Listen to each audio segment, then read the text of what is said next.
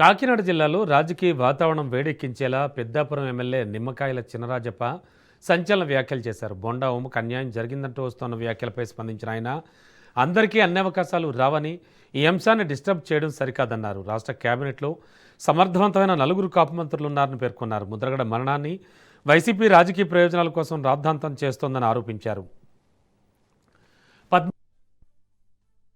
నేతలు పట్టించుకోలేదని ఇప్పుడు మాత్రం సానుభూతి చూపిస్తున్నారని విమర్శించారు. వైసీపీలో ఉన్నది సో కాల్డ్ కాపులే అని వ్యాఖ్యానించిన చినరాజప్ప వైసీపీ నేతలు కాపు సామాజిక వర్గాన్ని డిస్టర్బ్ చేస్తున్నారని, వారి ట్రాప్లో పడొద్దని పిలుపునిచ్చారు. వైసీపీ నాయకులు ఉన్నారు, దానికి తోడు ఈరోజు చంద్రబాబు నాయుడు నిర్ణయించి కార్పొరేషన్ ఏర్పాటు చేశారు. రెజల్యూషన్ కల్పించాలని చెప్పి ఆ రోజు చంద్రబాబు నాయుడు కమిషన్ ఏర్పాటు చేసి అన్ని కూడా చంద్రబాబు నాయుడు కాపులకు న్యాయం చేసింది. దాన్ని కూడా ఆ రోజు పద్మనాభం గారు ఉద్యమం చేస్తే ఉద్యమాన్ని కూడా అండర్ గ్రౌండ్లో ఏ సోకాళ్ళ నాయకులే ఎవరైతే ఇప్పుడు సపోర్ట్ చేస్తున్నారో ఆ నాయకులు ఆ రోజు మరి ఆయన సపోర్ట్ చేసి పార్టీలో ఉండి డిస్టర్బ్ చేశారు. అంటే పార్టీలో ఉన్నప్పుడు పార్టీ కమిట్మెంట్ ఉండాలి తప్పించి ఒక పార్టీలో ఉండి ఒక పార్టీ చేయడం మాకు కరెక్ట్ కాదు. ఆ రోజు మరి పార్టీలో ఉన్నప్పుడు పార్టీ కట్టుబడి ఉండాలి.